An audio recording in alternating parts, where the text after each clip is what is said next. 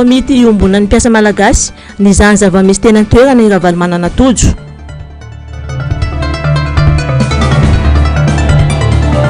Ankizy diabetika 4 tapitrisa isan-taona no fitsaboana.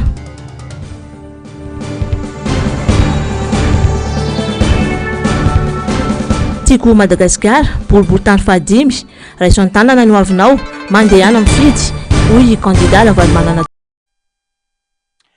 Arivan'ny alakamisy fa 7 ny volana novambra taona 2024 manatitra ny fiarabana tompo klasy sy tompoky vavy tonga soa ato anatin'ny fotoanan'ny fampahalalam-baovao eto amin'ny fahitalavitra MBS asaina iampanajana ianao anaraka ny fampahalalam-baovao hatramin'ny farany. Vaovao makasika ny fiatrenan'ny fifidianana no isataratsika ny fampahalalam-baovao amin'izao ariva izao. Tsy asa irery ny candidat Ravalomanana Tojo hoy ny Front National ny Antotiko Madagasikara. Raha niona tamin'ireo mpikatroka tiako Madagasikara eo anivon'ny boriboritany fahatelo androany tety amin'ny QG Magrobe Oririka. Nanamafy ny filoha Ravalomanana marika fa mitaky firaisan-kina ny fanatrarana ny tanjona izay apetraka. Mila mivonina ho amin'ny fanovana kosa ny rehetra ho iatran ny candidat Ravalomanana Tojo. Doaratsika ny fanadihadiana mahakasika izay. No mafisy ny filoha Ravalomanana androany fa tsy amela irery ny vahoaka n'Antananarivo sy ny vahoaka malagasy ny tenany. No mafisy ny ihany koa fa manana ny traikefa sy ny fahaizana takina amin'ny fanarenana ny fitantanana n'Antananarivo ny candidat Ravalomanana Tojo. Tsy asa irery izy fa isika rehetra no anampy azy amin'ny fanarenana an'Antananarivo hoy ny filoha Ravalomanana. Tokana ihany ny tanjona dia anao zay ampandresena Ravalomanana Tojo ary azy hitakana talana Antananarivo zay ihany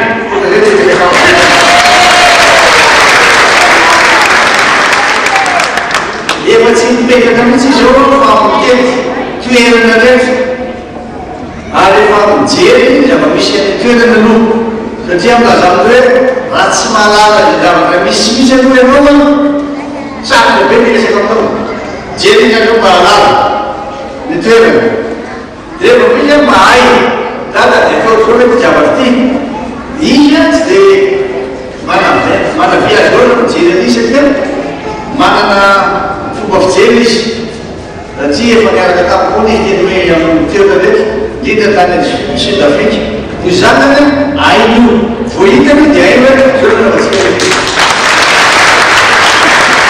afaka manampy azy tamin'ny Ravalomanana dia mireko azy dia misy anapitranao am'fitenenanao dia raha ihany mampataniny azy ary malanika hitatsika venana manazy satria misy zavatra anankitelo eto mikana manana typla crise na hoe tena misy crise maromaro misy Madagasikara ny crise ara-sosialy mijanany zany mbola tsy mahatarana ny andro maromaro zany na herinandro zany mijanany zany tena fadilanoa zany enona niaizy zany tsy zavatra mandeha sy tafamakoroana ary indrindra dia tsy ampy sakafo zany tsisy jiro tsisy sakafo tsy ampy mafy tena zany fa dia zakatra malagasy daholo dia raha provina maharaka zany izy ny zakatra tsisy akanetsika ao afa-tsy nytiako Madagasikara zay katreka tsisy akanetsika ao tsy fanjana misy tsy fanjana misy fampazanao fa vitatsika eo haitsika eo. Mitaky firaisan-kinany rehetra ny fanovana ny zava-misy amin'izao hoy ny candidat Ravalomanana Tojo. Miainga avy amintsika tsirairay ny fanovana hoy ihany ny candidat larana faha-efatra. Mavesana ny fiainana ena vahoaka eto Antananarivo mba tsy hitenena hoe mahantra ny vahoaka eto Antananarivo ary mampalahelo zany. Tonga eto sika hitondra vahaolana Tojo vahaolana tsika menakavy atia sangisangana anaovantsika anazy fa tena anao tsika tena seriozy resaka ka hitondra fahalivarantsika izany nozolo-tenanareo ny tena fa nozolo-tenanareo fa ny fifidianana rehetra tia dia ho antsika rehetrarehetra ka izany rehefa maresy tsika dia tsika rehetrarehetra mandresy aty atokony mpandresy mananana reo tokiampa azanana tokiampanareo dia lasa manana confiance tsika tsisy an'izany hoe rehefa tonga ao mampatanàna dia za rehefa matao miaraka antsika rehetrarehetra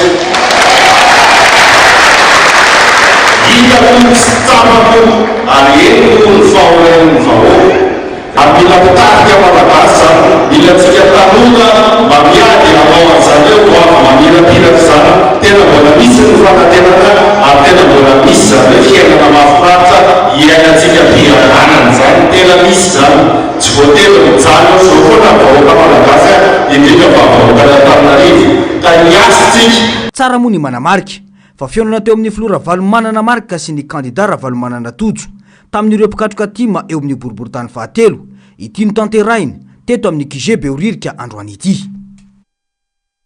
Iverenantsika ihany izay vaovao sy ny tati-baovao momba ny fionana nataon'ny filomarika Ravalomanana sy ny kandida Ravalomanana Tojo tamin'ireo mpikatroka tiky Madagasikara tetsy amin'ny boriboritany fahatelo izay rehefa aveo fa hoeny amin'ny boriboritany fahadimy vetivetsika ao anatin'ity vaovao ity. Mila averintsika ny fampitokisana eo amin'ny mpitondra sy ny vahoaka fa izany no isan'ny antony mahatonga ny firenentsika sy ny tanànantsika ho toy izao hoy ny kandida Ravalomanana Tojo androany.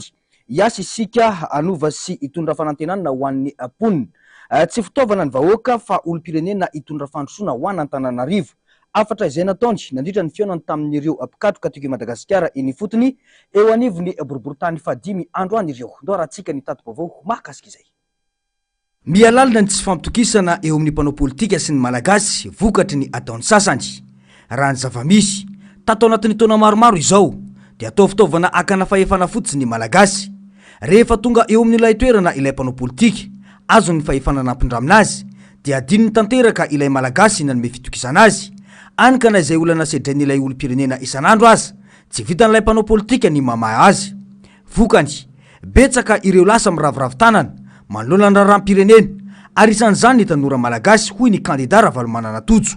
Mila ovaina izay fomba fijery izay hoy ny kandida larana fahefatra satria tena iasa sy hitondra fanovana ary ametraka fiainam-baovao ho an'ny mponina eto Antananarivo isika hoy ny fanazavany. Azoko amin'izay rehefa hafaliany dada rehefa mahita anareo mahafinaritra be mihitsy ilay izy.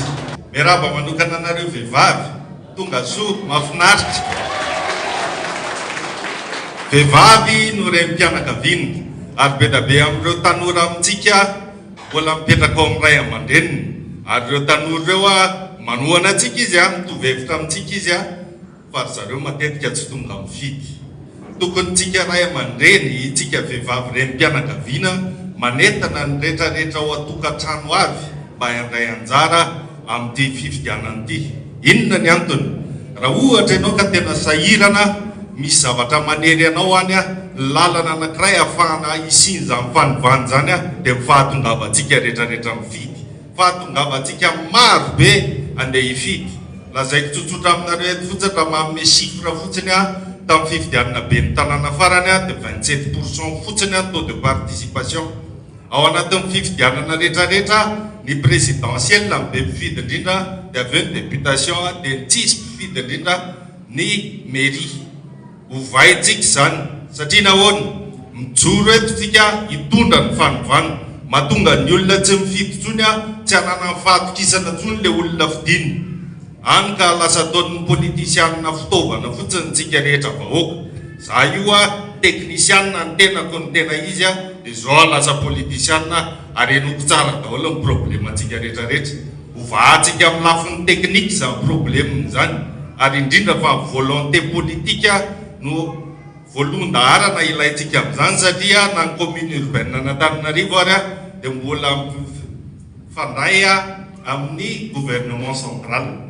Efa nandeha ny jery ny boriboritany anankeny tsika rehetrarehetra ary hita tao anatin'izany ny lesoka sy ny fahasimbana Antananarivo.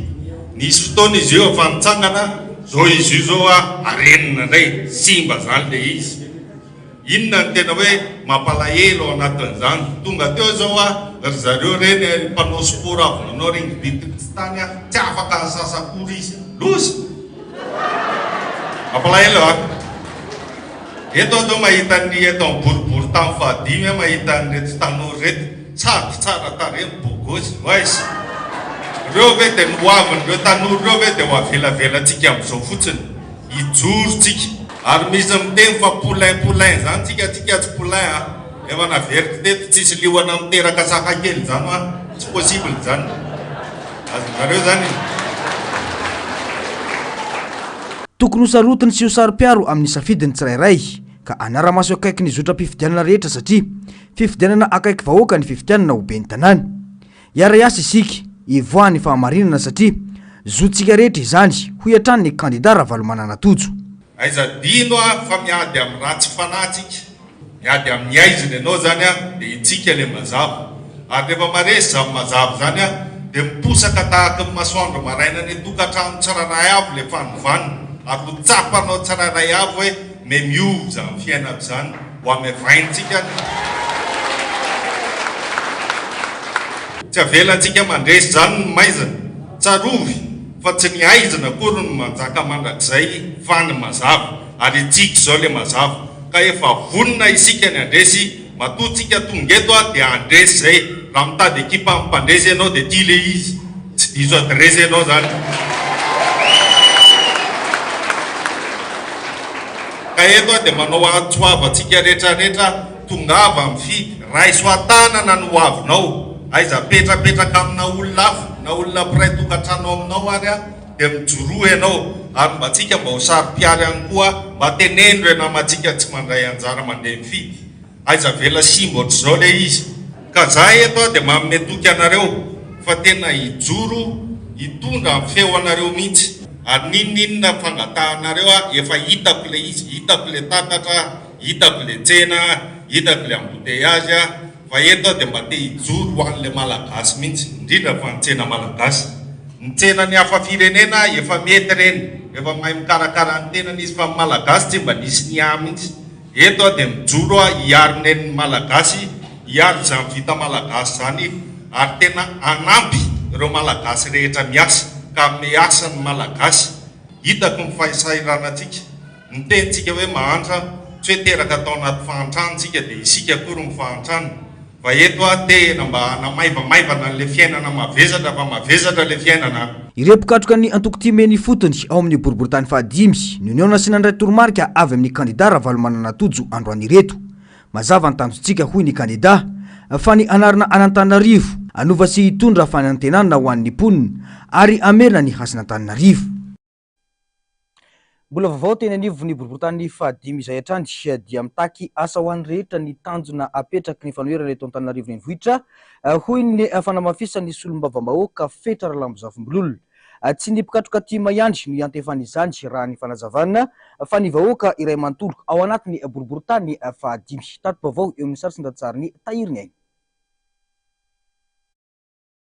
matomana politika dia akafahefana mila miomana isika rehetra satria manana kandida ny antokotoky Madagasikara izay toana ny firaisankina eto Antananarivo renivohitra Madagasikara dia i Ravalomanana Tojo hoy ny solombavambahoaka ao amin'ny boriboritany fahadimy tsy vita ny mandry tsy beresaka fotsiny ny fikasana anovan'ny tanàna fa mitaky andraikitra avy amin'ny rehetra izany hoy ihany ifetra Ralambozafombelolona raha ny resaka sy nanome toromarika ireo mpikatroka timy eto amin'ny boriboritany fahadimy mijaly Antananarivo ankehitriny ny fako tsy voaroka araka ny tokony izy ny fitoanany fifamoivozana mamotika ny fiarina ary ny tena loza dia lasa baranainy ny fitantanana ireo fananan'ny commune hoy hatrany ny fanazavana matomanao politika isika zay ny afatry président Ravalomanana sy ny taizany hatramin'izay dia akafahefana matomanao politika dia akafahefana tsy ohatrany nataony sasany tamin'ny 7 sy 2 arivo fa makafahefana amin'ny alalan'ny fifidianana madio tsy misy alatra tsy misy osoka fa tokony fifaninanana azony rehetra andraisana anjara madio ezaka isika andray anjara amin'izany fifidianana zany ary aro ny vatotsika hoarovantsika hatramin'ny farany zany vato zany amin'ny alala manana délégué tsika manana superviseur tsika manana observateur tsika manana mpikampany isatsokajiny ao chef de zone ao président fokotim ao namana ny fametanana rehetra ifanometanany itsika anaramaso fa zotsika zany ary adiditsika ka dia izay fifidianana amin'ny faraika ambin'ny folo ny volana desambra ny fampelezan-kevitra manomboka amin'ny fasivy ambin'ny folo ny volana ity volana novambra miomana isika akafahefantsika amin'ny alalan'ny fifidianana manana vina tsara izao fandarana tsara izao kandida natolotry ny timma izao ary toanatsika rehetra eto sy ny vovonana maro eto ianao raha mitodika ato andamosinato ianao monsieur le maire sy tsika menakavy de tazatsika eto fa atsy misy fotodrafitasy ny commune eo amin'ny jardin io ao ambadika eo misy tanitaniny commune fa tsy fantatra zay nanaovany sasany azy fantatra fa hosarotiny anao satria amin'ny masolombavambahoaka tsika tsy piso lelaka itsika ray atoko itsika iray ihany na izanona tsy zany anome tanana anao ny tenanay amin'ny masolombavambahoaka ampafantatra anao sy hitondrany aminao manao hoe zao ny fitakiny vahoaka ty fotony zay le asandray sy voafaritry ny lalam-pandrena ao ataonay ho ampitainay aminao izay arovy ny fananam-bahoaka fananany commune satria misy ny miseho azy tena lalitsaina sy mahita ny tsy fantatrany dia to tantela fadrakotra le fananam-bahoaka sy ny fananam-panjakana ny fananany commune tsy azo ekeny zany ifanoro hevitra itsika ifanakalo hevitra itsika ny amin'ny ahoana ny fomba namaivanana zany fitohanany zany fa satria fantatray fa olona nianatra ianao olona zatsy ny tenena andova akory fa olona ny azo ny vanokolakana de ny tanina ny rininy tsara efa manana trakefy ianao zay nilovanao tamin'ny adanao tao neninao tao fa ianao koa manana ny maizy azy ianao atokisanay ianao raha efa naseho foana nandritra ireo fifidianana maro ny fanesy teto fa nalany olombo fidy foana ny antoko ty matao amin'ny boriborotany fahadimy tsy hijanona amin'ny vokatra efa azo isika amin'ny tindray mitoraka ity hoy ny minisitra teo aloha Girivo Randrianarisoa fa ho ampitomboitsika izany satria manana tanjona goavana isika eto Antananarivo manana amin'ny maizy azy mpon'ny boriborotany fahadimy amin'ny fitiavana ny anarana Ravalomanana sanatria tsy manaiky sarotra izy raha le ataony natao be ny tanàna tia tonga de nekenay zany satria zao namira fanefa ho any Ravalomanana ny ao anatiny de ho vaidika ho izy indray no atao anatiny raha zany ohatra tsy lasy zany ary manana mentor anao manana entraîneur anao isanandro isanandro anoro lalana anao ny rainao ny reninao praitapo aminao efa naseho anareo anay fa rehefa manao zavatra nareo de zay ny tena atao hoe manara-penitra fa tsy nian'ny sasany koa eto tsy angataka aminao fa hiteny aminao hoe angataka amin'reto namako reto démontretsika fa ny boriborotany fahadimy mafy indrindra ary ametraka amin'ny be ny tanàna Ravalomanana tsotso zay no hijoroko na solombavam-bahoaka na mera ary mbola ho avy ara filohan'ny repoblika tiako atao amerina ny Tananarivo amin'ny tokony izy amin'ny alala nyty zany rako ty ary ny haiko rehetrarehetra ny haiko rehetrarehetra mieriko rehetrarehetra de tsy niovatra amin'ny 7 fa lalana makany amin'ny Dikarivo de makany amin'ny Dikarivo de makany amin'ny Dikarivo de makany amin'ny Tojo Ravalomanana no izy noho izany aza mamaly ny adala mety mafy be amin'ny tanàna izy fa tanàna be zordira sy mikorotana sy ny namany nataonana mafy azy ny fanome toko teto na ny mpikatroka na ireo mpitarika eny fotony fa vonina hiasa ary vonina andray andraikitra amin'ity fifidianana izay tanterainay ity efa mazava ny vinanapetraka ny kandida ny fanoherana na mbola tsy voalaza amin'ny antsipriany azy izany fa efa hita soritra kosa ny fahavonona ny asa sy anova ary anome fanantenana indray ny mponina amin'ny fitantanana ny tanàna Antananarivo samy resy lahatra teto fa riera iasa sy iasa mafy ifanentana ireo mpikatroka sy ireo mpitarika fa tsy vitan'olo tokana ny fanaovana takiny zavamisy eto amin'ny tanàna Antananarivo ankehitriny fa mila ny rehetra mandray andraikitra miasa ary joro ho an'ny fahamarinana nanamafy ny fahavononana hitondra ny anjara biriky ny hofanatrarana ny tanjona ny mpikatroka ao amin'ny boriborotany fahadimy sy nandritra io fotoana tamin'ny maraina io ankoatr'io nampitandrina ary nanamafy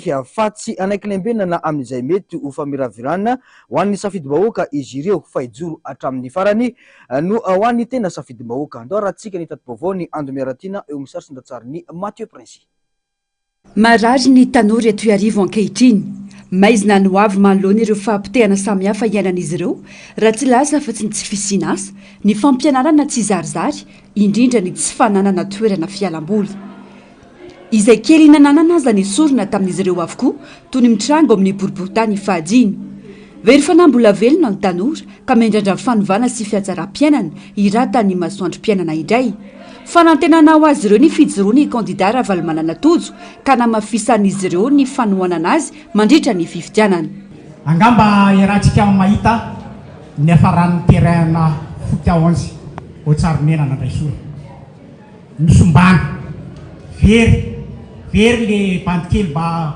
mikotrana sy milalao angamba hainareo ny valiny lasa izy any sisanananay eny eo amin'ny tambobe zoasisy eo amin'ny tambobe zoasisy tompoko raha sindra mandalo eny anareo eo ambony misy terrain ambony ambany eo ambany ny mpanao rugby ao andray soro misy mpanao rugby anankitelo zebra de esma de voromahery ma eo ambany eo ry zareo manao fa tsy afaka manao eny amin'ny terrain be satria misombana le terrain milazaina fa amboarina modina amboarina fa simba ny any tiako atongavana tompoko dia zao mila mera tena vonina jeriny tanora sy ny fanatanjahantena indrindra any andray soro momba ny terrain zany tiako tenenina sy momba nyreo ankizy ireo satria mivona le ankizy raha voasanatria sy mikotrana na ohatr' zany koa manatenanao izahay mba hitondra fanovana sy fanantenana ho anay tanora koa etona dia manantena fa ianao lay ainga avao hitondra any arivo ary ampitsiry ny fanantenana eo arivonay tanora tsirairay avy ankoatra io manana anjara ndraikitra goavana amin'ny fandaminana akaben'ny tanàna ny ben'ny tanàna tafiditra ao anatin'ny asan'izy ireo ny fandaminana tsena ny fanamboaran-dalana ny fahadiovan'ny tanàna fametrahana lamina isy ny fampianarana fahasalamana fandripalemana ho an'ny rehetra tafiditra ao ihany koa ny famoronana asa lamina amin'ny fiariana ary ny filamina ny fivezivezen'ny olona sy ny fananany sy ny maro hafa santonana amin'ireo takiny rehetra ho ampiarina eto an-tananarivo ireo ka antony andraindrain'ny maro ny kandida Ravalomanana Tojo hitondra fanovana ho azy ireo. Za tompoko dia solotena ny mpivarotra eo Andravoahangy. Hatramin'izay dia nisy foana amin'ny fivarotana ny hoe zoma alakamisy ny alarobia amin'izao fotoana izao dia tsisy tsony zany fa manomboka alatsinainy dia feno mpivarotra eny amin'ny sisin-dalana feno mpivarotra tsisy hoe zoma lakamisy alarobia tsony dia mijaly le manaja le ny ara-dalàna ao anatiny ao fa napetrapetraka daholo eny amin'ny sisiny rehetrarehetra eny dia reny tompoko mba angatanay mba ho alana dia homena toerana ao anatiny ao. Aleo tompoko mba efa eo ianao dia mba hanadio tanteraka an'le toerana dia mba tena hoe io fa mazava tsara ny lalana rehefa alarobia ny andro io fa mazava tsara tsisy mpivarotra eny aminay fa mba ho tanàna mendrika ilay tanàna n'Antananarivo mba tanàna tsara mba tanàna ho alain'ny olona tahaka. Dia tazanay zany ny fahorian'ny malagasy dia voniny izay ny fametanana aminao monsieur le maire ary amin'ny asa izay asa zany no ifanohanana aminao. Tonga eto tena vao amin'ny famato any vao naheno hoe aty président androany dia tonga sasa tsy rano-trano tsisy rano lahatsa be sady bidon mavo be dia be tapahany zalafoana ny adikile any tsamin'ny jiro fa tonga eto ny tenanay anamafy anao président zany moa tonga eto dia solotena ihany avao amin'ny famato. Tsy afa misaraka amin'ny ben'ny tanàna ary tompona andraikitra feno amin'ny fampandrosoana ny tanàna ny mpanotsaina miaingy amin'ny fahavononana iara-iasa ka ananana maro anisa no fanohitra amin'ny fampandrosoana hoy ny fanamafisana. Zany hoe isika zany no manana anjara lehibe aneo ny fahavononantsika iara-iasa eto Antananarivo renivohitra na mandritra ny fampielezan-kevitra zany na mandritra ny fifidianana na ao aorianan'ny fifidianana ary mila mametraka ny firaisan-kinantsika isika mba azahoana ny maro anisa ao anatin'ny conseil municipal satria ny fahananantsika maro anisa ao anatin'ny conseil municipal dia fanohitra lehibe mba tsy isin'ny sakana amin'ny fanatanterahana ireo vina rehetra izay nokasainao ary nokasaintsika anarenana Antananarivo renivohitra. tokony ho mailo manoloana ireo teti-dratsy sy paikady maloto entina anodinana ny safidim-bahoaka ny olo-pirenena mandritra ny fifidianana ka hanao zava-dehibe ny fandehanana mifidy ary manara-maso ny latsabato hatramin'ny famoam-bokatra zao any ananinanany misy olona tsy mandry andro tsy mandry alina manao teti-dratsy amin'ny fangalaram-bato sy ny sisa tokony ho mailo tsara isika efa fatapatatsika ny sasany amin'ny alabato dia tsy maintsy anao zay ho afaka sikisika atonga ny alabato tsy andia lalana fa fatatsika avy amin'iza ny alabato avy amin'ilay ratsy ary tsika olona miaraka amin'izy miaraka amin'ilay tsara ka tsy nisy ratsy zany jereo tsara ny sinema rehetra hitanareo fa tsy misy sinema mifarana hoe ny ratsy ny maresy fa ny tsara no maharesy Madagasikara dia tsy maintsy avota amin'ny lafiny rehetrarehetra satria naharesantsika tamin'izay dia alatra tamin'ny filoham-pirenena alatra tamin'ny députation alatra tia ilay mitolaka ty tsika tsy maintsy mandresy nanamafy ny fahavonona ny joro iasa ary andraindraikitra amin'ny fifidianana ny vehivavy eo amin'ny boriboritany fadimy raha ny fanamafisana izy ireo mila olona endry matahotra an'Andriamanitra ny tanàna n'Antananarivo iverenan'ny asiny avy atao firaisana fahadimy dia vehivavy tsy matao masomena sa mijoro ary mandray andraikitra ny teny aminareo fotsiny fa tamin'ny fifidianana député reny dia izay vehivavy eo betsaka nandray andraikitra mifoha amin'ny dimy maraina makany amin'ny bureau de vote tsy mody raha tsy amin'ny alina miraika amby folo ao ny manao délégué ao ny mikarakara sakafo ao ny andraikitra ny rehetra mbola mpanantena anao zay fa mbola anao mihoatra noho izay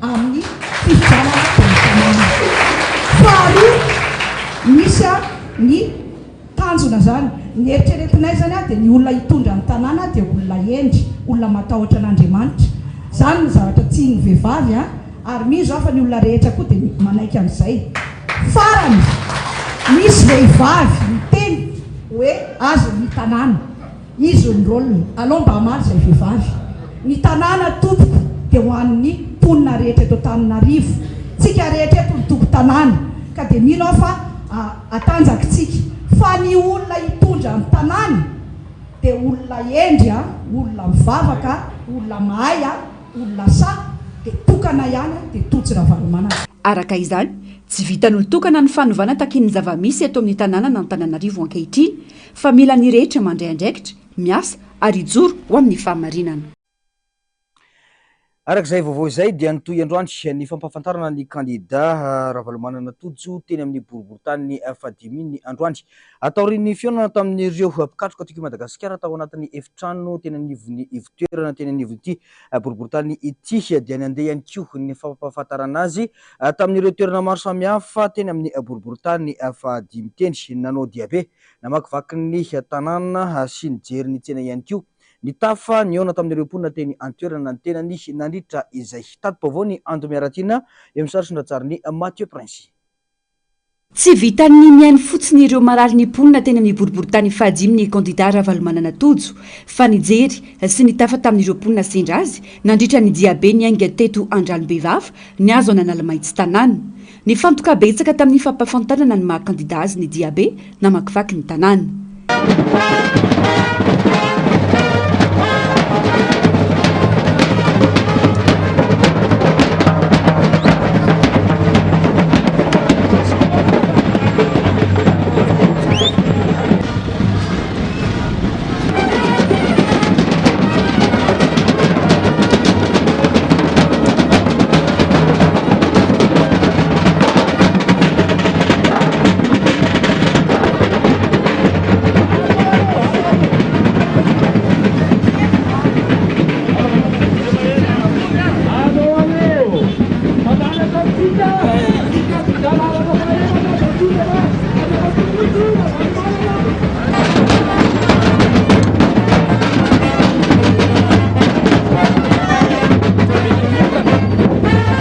ny totany amin'n'ireo tsena ny fampafantarana hita sy tsapana andritra izany fa miandratra fanovana ny mponina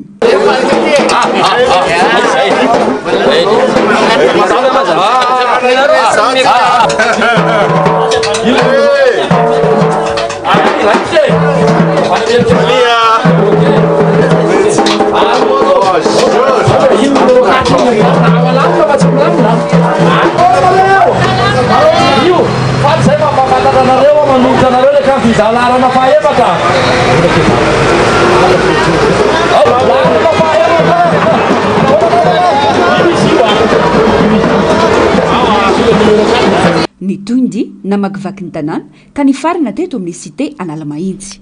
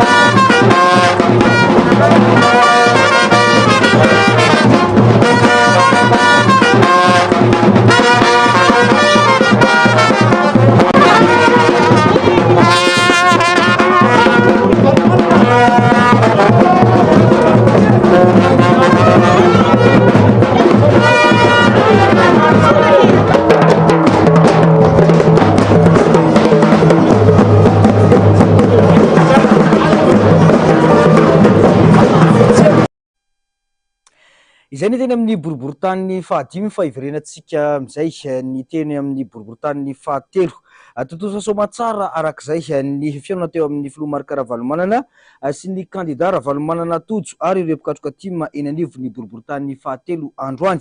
Nandritra izany nanomezana ny solombavambahoaka afatra ho an'ireo mpikatroka ireo. Nao raha tsika ny tati-baovao makasika izay tantely ny sitraka ratovina Ambinitsoa eo amin'ny sasy ny ratsariny tahirina eny. Ny toko fitaka fa ny ataony hita izay raha fehezina ny fifanomezany tokony ataon'ireo mpikatroka tiky Madagasikara amin'ny boriboritany fahatelo manoloana ny filoha Ravalomanana Marc sy ny kandida Ravalomanana Tojo. Nanamafy izy ireo fa hiasa mafy sy hiasa tsara mba hitondra vokatra ho fanarenana Antananarivo. Aoksika tsy voaherighery ny olona rehetrarehetra na voahivo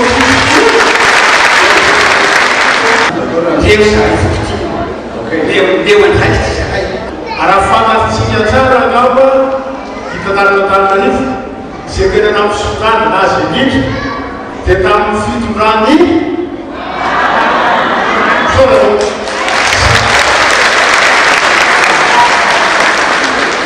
eto zany dia manentana atsika hoavy fotoam-pividianana ny fahamainona ho an'ny membre rehetrarehetra. Ny olona mifanena amintsika dia olona tokony nosoka. Ny toky omelainao tanàna dia anao nenay tsy mizavatsy zahay tena an-tanànanao. Voafitaka izahay tamin'ny taona fito sy roa arivo, hoy kosa ny mpanao politika vaovao Benjamin tonga niatrika ity fotoana ity. Tsy ho voafitaka intsony ny vahoaka Antananarivo amin'ity indray mitoraka ity.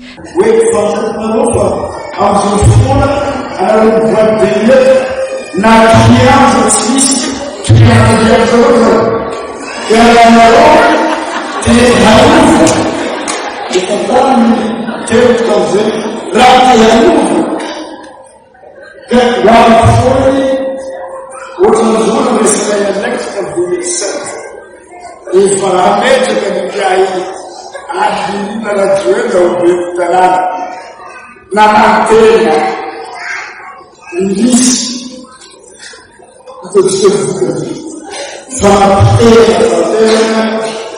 música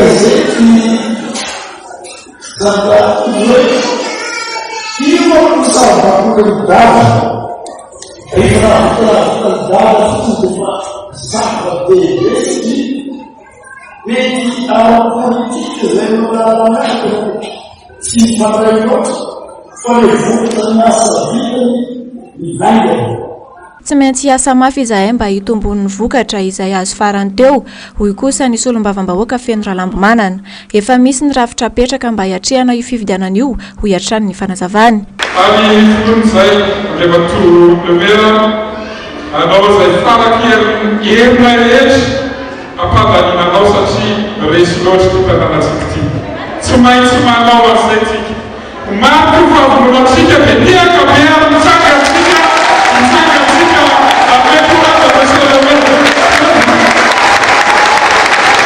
feno hiopoka ny trano fivoriana teto na dia ireo solotena isam-pokotany ihany aza no nantsona hiatrika ity fotoana ity. Ny tonga miaraka no fanombohana fa ny miasa miaraka no fahombiazana ho hiatrany ny solombavam-bahoaka feno Ralambomanana nanome hafatra ho an'ireto mpikatroka eny ifotony ireto. Manambahiny ny sampana fampahalalam-baovao amin'izao hariva izao Ramatoa Sonia Andria Falimanana no vahintsika amin'izao ora izao miarabanao tonga soa eto amin'ny plateau an'ny Fahitalavitra MBS. Miarabanao Germaine Menjanahary faly miarabantsika ny tokantrano ihany koa. Tato ato voaresaka foana ny hoe tanora no avy ny firenena, ny tanora raha manaraka kaiky ny kabary izay nataon'ny kandida Ravalomanana Tojo azo tamin'ity herinandro ity saika ny ompanatanteraka sy nitodika tany amin'izany atao hoe tanora sy ny fanentanana ny tanora andray andraikitra amin'ny fiainam-pirenena izay. Tanora ianao mifanatrika amiko eto tiako hanotaninanao hoe inona ny mety ho mazava-dehibe an'izay hoe tanora mandray andraikitra sy mandray ny anjara manandrify azy amin'ny fiainam-pirenena indrindra fa ao anatin'izao hoe fifidianana izao.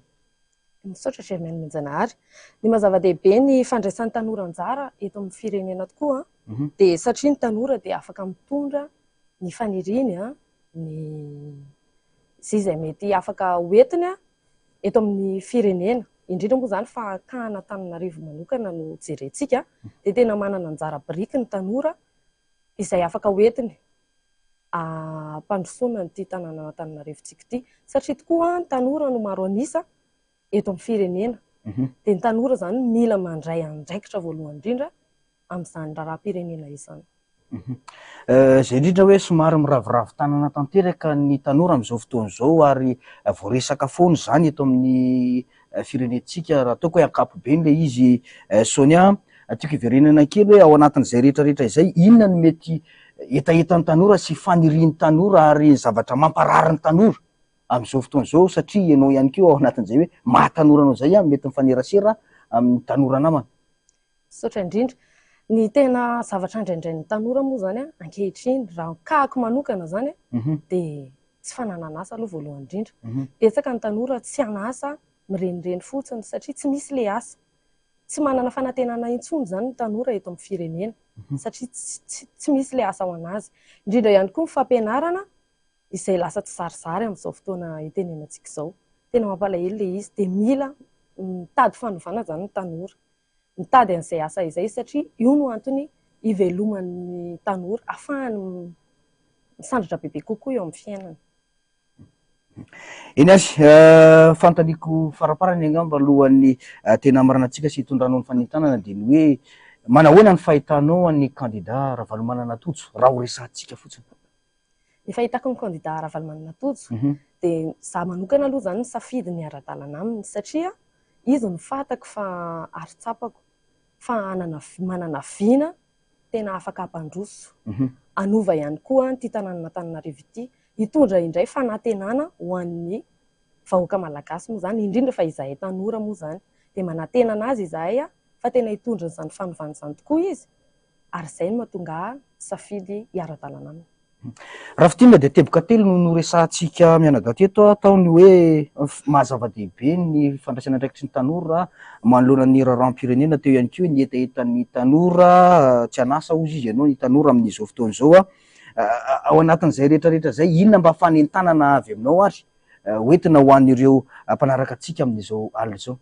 Eny ary ny fanentanana hoentiko izany ho an'ireo tanora namako dia manentana ny tanora rehetra aloha voalohany indrindra mba andeha hifidy izay ihany tsy misy afa-tsy izay tsinona ny fampandrosoana hananana fanantenana manentana ny vahoaka malagasy ihany koa ho tonga hifidy fanentana ny isa-tokantrano mandehana mifidy satria io ihany ny lalana tokana ahafahana mandeha any tsaratsara kokoa raha azo ilazana anazy dia tonga avy mifidy daholo fa tsy hanenenanao dia aza midy ny safidinao fa zava-dehibe ny fandehanana mividy. Mankasitraka nisy Sonia Andry Afalimanana nitondran'izay fanazavana fohy tato anatin'ity fampahalalam-baovao ity izay fa vaovao makasika ny finoana no anoizantsika ny fampahalalam-baovao no tanterana io torakandro io teny amin'ny FJKM Andrainarivo Fahasoavana ny fitoam-bavaka ho an'ny firenena miarahana tamin'ny fimbonan'ny fiangonana kristianina eto Madagasikara na ny FFKM. Mijoro amin'ny fahamarinana aoka ny kandida rehetra atahoran'Andriamanitra hoy ny teo anivon'ny FFKM. Tena toerana nanangona ny vaovao Faniry Andrainarivo sy Andry Rakotomalala. Nafonja ny afatra nampitain'ny fiombonan'ny fiangonana kristianina eto Madagasikara na ny FFKM ho an'ireo mpikirakira ny fifidianana, ireo kandida ho ben'ny tanàna sy ireo mpanolotsaina ny tanàna. Nandritra ny fitoam-bavaka iraisam-pinoana tetỳ amin'ny FJKM Andrainarivo Fahasoavana androany. Azakazaka masina ny fifidianana hoy ny fanazavana ka ny fijoroana amin'ny fahamarinana, ny fanarahana ny feon'ny feritreretana ary ny fahatahorana an'Andriamanitra no fepetra takina amin'izany. Andriamanitra no mitaon'azy amin'ny fifidianana izao. Andriamanitra no miady sy tanjaka amin'ny fifidianana izao. Ka rehefa no sitrapon'Andriamanitra no tanteraka. Satria atao sitrapon'Andriamanitra dia ho anao izay natoky azy. Resitahatra fa niezaka hatramin'ny fadany mijery fahamarinana natao nandritra ny fifidianana izao. Dia voaka malagasy ny fankatana, voaka malagasy ny marina, voaka malagasy miombo-kevitra tany arasoa ity Madagasikara ity. Aoka tsy hanararoatra ny fahalemena sy ny fahantrany vahoaka fa hanaja ny fahamarinana ny kandida hoy ny Révérend Père Randria Miarantsoa Thierry Nanamafy. Mankaheny ianareo irosona nanana kokoa satria tsy vita mora ny fitantanana amin'any fa ilana toe-tsaina matanjaka. Toe-tsaina vonona iara irosona amin'ny vahoaka fa indrindra toe-tsaina vonona mpandroso anatin'ny fahamarinana anatin'ny tena ezaka izay tsy maintsy atrehina isanandro dia misotranareo fiangonana ary ho alasa eo amin'izany didimasina izany ary horanareo hiasa amin'ny fahamarinana ary ao anatin'ny fahitsiny ireo ny veritreretana. Izay ny vaovao avy eo anivon'ny fiangonana kristianina eto Madagasikara na ny FFKM izany fa anoizantsika ny vaovao. Ny famtinana ny fandarana miara-manonja tamin'ity androany ity raha fehezina dia tsy izay mahafinaritra ny vahoaka no atao fa izay mahasoa azy no votoaty ny fandarana tamin'ity androany ity.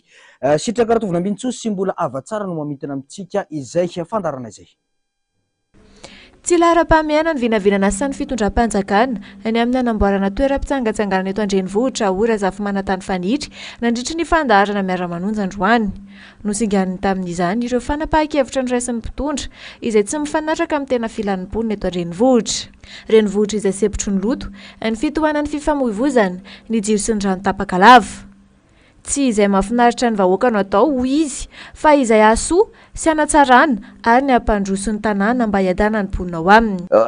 Betsaka ny toeram-pitsangatsanganana eto na privé ara misy an'izany ohatra raha mihodina ianao any amin'ny faritra Ambohimanambola, any amin'ny faritra Lasora, any amin'ny faritra Andoran'Fotsy any ho any, any Bongatsara any ho any, any lalam-pirenena voalohany iny feno karazana parka, feno toeram-pitsangatsanganana marobe, dikazay marobe zany ho an'ny eto Antananarivo renivohitra sy manodidina na le hoe Grand Tana fa ny andrasana foana zany dia hoe inona no mety tena hoe fahaizana mandray fanapahan-kevitra amin'ny zava-misy ara-tsosialy mponina fa tsy resaka hoe rendrarendra ohatrohatran'izany toeram-pitsangatsanganana. Zay ny elena tonga Filomark Ravalomanana tamin'ny fotoanandro ny teny hoe tsy izay mahafinaritra ny vahoaka akory natao fa izay mahasoa azy, satria tsy maintsy misy hôtely kely eo, tsy maintsy misy restaurant kely eo, tsy maintsy misy chambre kely any, tsy maintsy misy herinaratra ampandeha le ka inona moa zany le auto-tamponaise sisy ity, tsy maintsy misy herinaratra ampandeha an'ilay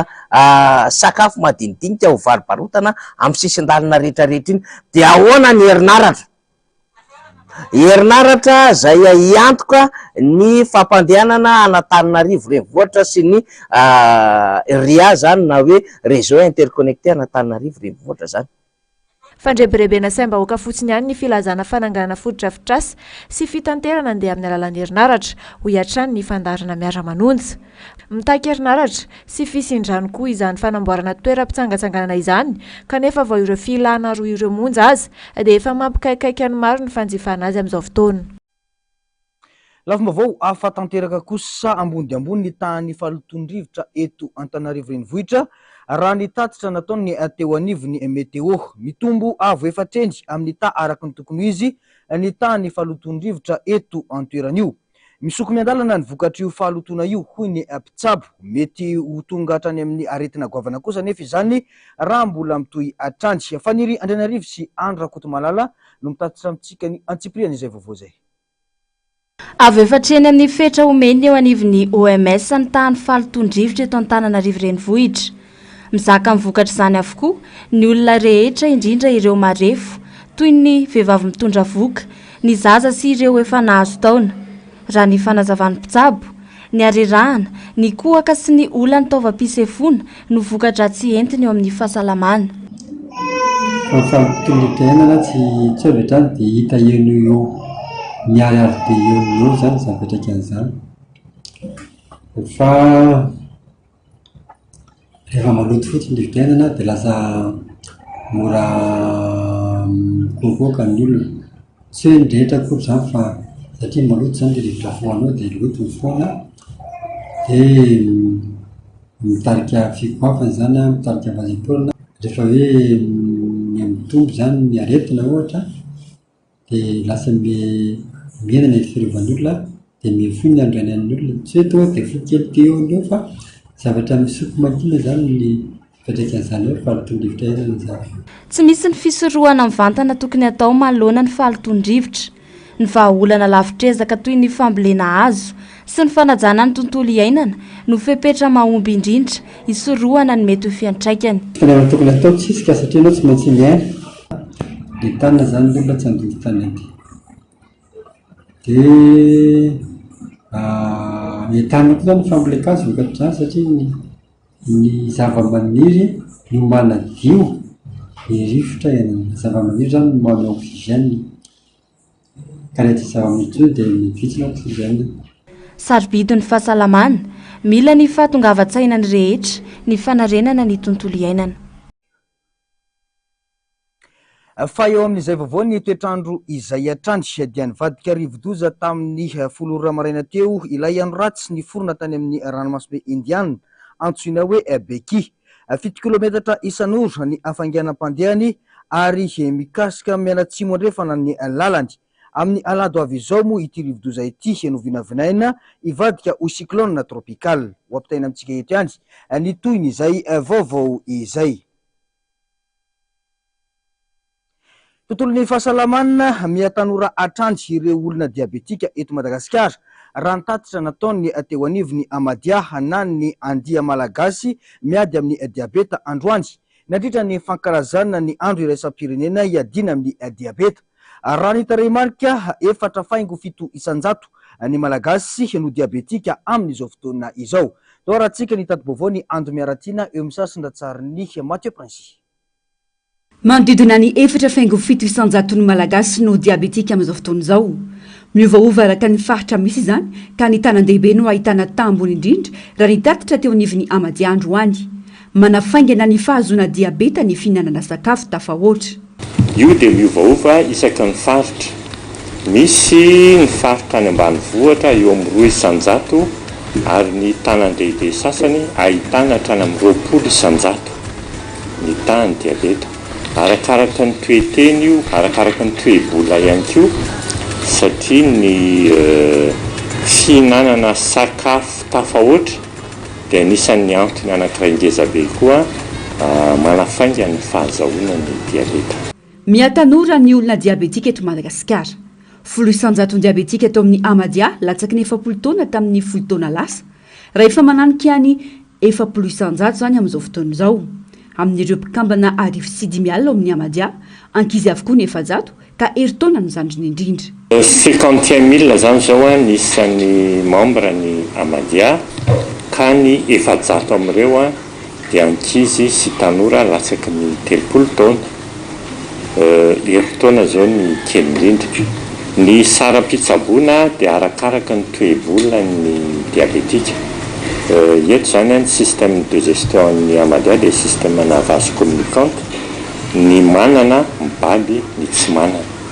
Ireo ankizy efa-jato ireo zao dia raisinay maimaim-poana hatrany amin'ny fanafodiny. Manodidina ny 4 tapitrisa isan-taona ny saram-pitsaboana ny ankizy anankiray. Eo amin'ny 700 ny diabetika eto amin'ny Amadea amin'izao fotoana dia latsaky ny 7 taona. Tany amin'ny 10 taona lasa nefa ny 700 ny diabetika ihany izay latsaky ny 7 taona zay. Izany zavatra izany dia ahitantsika le fiovana tato anatin'ny 10 taona. Mety mahazo nisy kajy taonan'olona rehetra ny diabeta, asaingy mila fitandremana manokana ireo taranaka diabetika, olona tsy mampiasa vatana sy misakafo be loatra ary ireo olona matavy. Tsy malavaka ny diabeta, fa ny olona antsoina hoe mila fitandremana manokana dia ireo taranaka diabetika, ny olona matavy, ny olona tsy mampiasa vatana ary ny olona sakafo tafahoatra. Dia ireo zany tena mila mitandrina. Fa ny olombelona rehetra mety diabetika avokoa. Efa azo tsaboana ny diabeta, tsy misy afa-tsy ny fanaovana fitiliana ihany no ahazoana antoka ny fahafantarana na vona tsia. Ny taona 2019 no nahitany manampahaizana voalohany ny fanafodiny diabeta antsoina hoe insuline. Nanomboka teo no afaka nivelona araka izany ireo diabetika. Ankalazaina isaky ny 14 novambra kosa ny andro iraisam-pirenena ho an'ny diabeta nanomboka ny taona 2017 iadina amin'ny diabeta sy anomezan-tanany ireo diabetika. Loha hevitra amin'ny taona 2022 ity hoe ny diabeta sy ny filaminantsaina na fito ny tsaina. Nisy ny fitiliana mamaim-poana na namaria ny andia malagasy miady amin'ny diabeta na ny Amadea izany androany ankoatra ny diabe mikasika ny diabeta.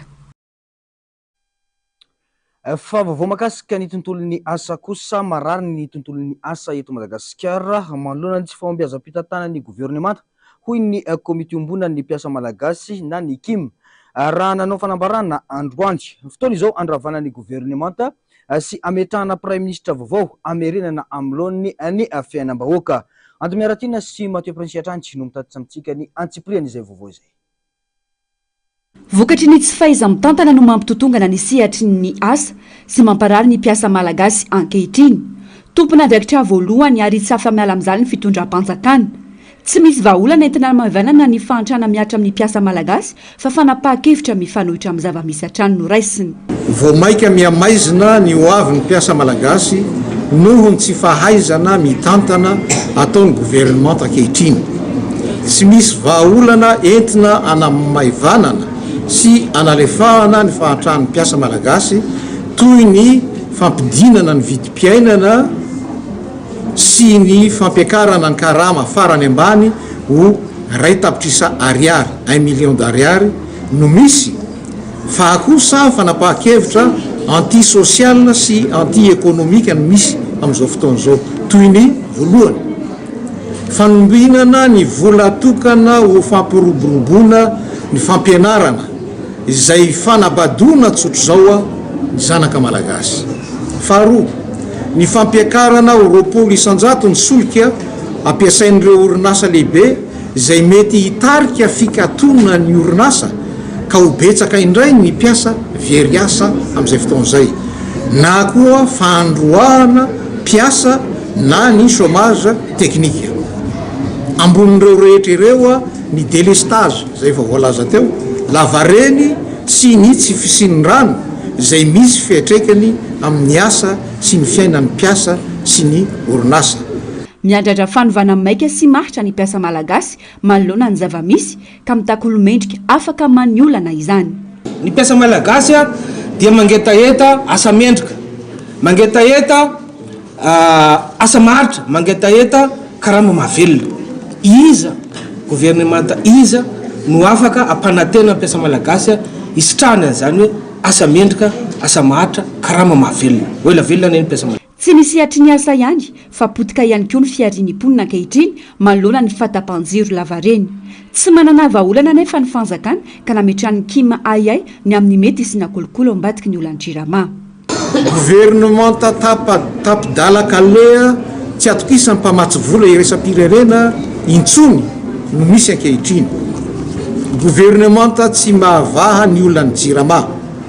Inona no antony tsy ampiasaina ny solika mavesatra vokariny Madagasikara ao tsy miroro fanontaniana mipetraka io. Sao sanatrelahy ka mamofofona kolikoly toy ny nahazo ny orinasa Gemfield ka ny vahoaka malagasy no mizaka ny vokany. Fotoana izao andravana ny gouvernemanta sametrana prime ministre vaovao amerenana milona ny fiainam-bahoaka hoy ny fanambaran'izy ireo. Fotoana izao ny mandrava io gouvernemanta io ary manendry prime ministre sy ministre vaovao ka voalohany olona avy amin'ny fiarahamonim-pirenena société civile fa tsy avy amin'ny antoko politika no tendrena. Io moa zany dia ialana amin'ilay hoe fizarana seza. Faharoa, olona manampahaizana sy manana traikefa experience. Fahatelo, indrindra olona marina ka mampiatra ny fahamarinana amin'ny fitantanana ny raharam-pirenena. Mbola eo amin'izay tontolo ny asa izay atrandry velotaraina ireo mpiasa ao amin'ny orinasa Instat ankehitriny ary mitaraina izy ireo amin'ny fahatarany ny fandoavana ny karama. Ireo mpiasa manana ny contrat indéterminé no tena sibatra amin'izany. Tsy vitany tara ihany koa anefa ny karama fa mbola kely sy tsy mahavita volana akory dia lany ka mampikaika azy ireo.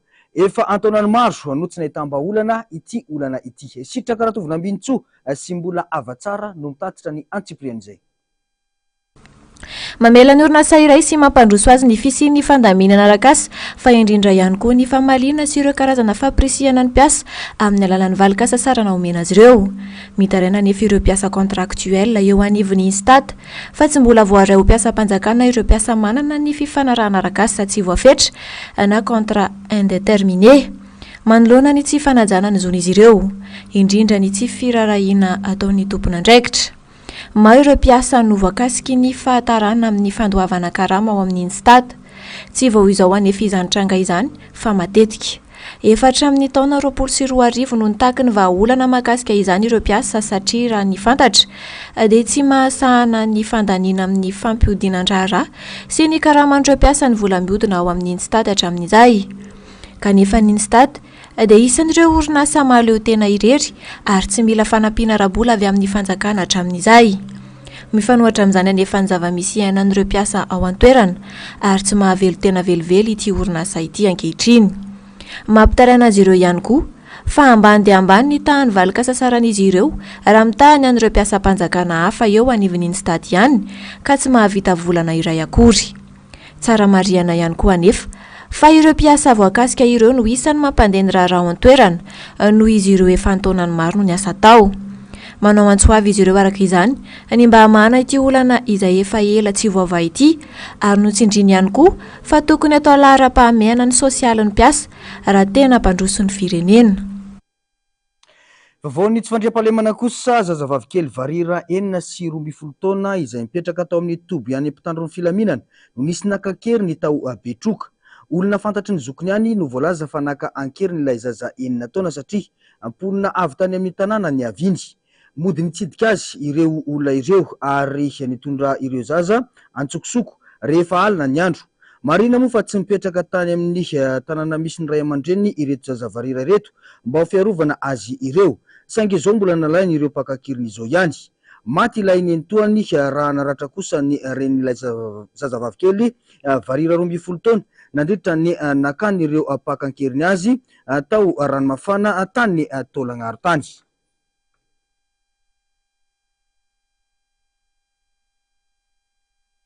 Tontolon'ny baolina kitra rosoroa no nisarahany Tunisia sy Madagasikara tamin'ny fotoam-piala sasatra lalao tafiditra amin'ny fiadinana ho an'ny kanina 2024 izay lalao notanterana tao Pretoria Afrika Atsimo. Etsy andanin'izany nanapa-kevitra ny tsy hiantoka ny fiara hitondra ny ekipa pirenena malagasy iazo any Casablanca hatrany amin'ny kianjan'ny Al Oshim ny fédération ka comoriana nandritra ny lalao miverina ifanandrana ny rotonta araky ny fitsipiky ny FIFA dia izay firenena voatondro andray ny lalao ao amin'ny tany na ny domicile no miantoka ny fiara fitaterana ho an'ny vahiny tamin'ny lalao mandroso izay nitanterana tany Tunisia nefa dia tsy nanaja io fitsipika io isika satria isika no voatondro andray ny lalao ka tsy tany ka tsy nomeny FMF fiara fitaterana ny ekipa pirenena Comore nandritra ny fahatongavana izy ireo tany Tunisia.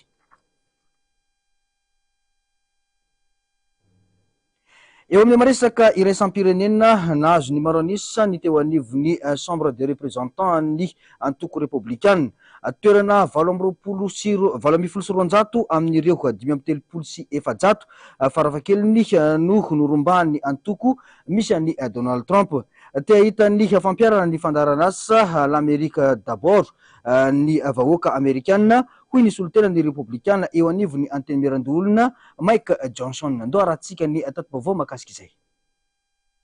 Nahazo ny maro anisa teo anivon'ny chambre des représentants ny antoko républicaine toerana 270 amin'ireo 537 farafakely no norombany antoko misy any Donald Trump te ahita ny fampiarana ny fandaran'asa l'Amérique d'abord ny vahoaka amerikana hoy ny solotena républicaine eo anivon'ny antenemeran-dolona Mike Johnson anampy ka hanamora ny asan'ny filoha amerikana fa 770 ny nahazony républicaine ny maro anisa eo anivon'ny congrès isan'ny zavatra nataony ao anatin'ny fandaran'asa ny fandroana ireo mpifindra-monina ny fampianana ny hetra isan'ny programme Donald Trump ihany koa ny fanamorana sy fanalefana ny fanendrena olona vonjomaika eo amin'ireo toerana saripady rehefa tsy ao anaty fivoriana ny antenemeran-doholona.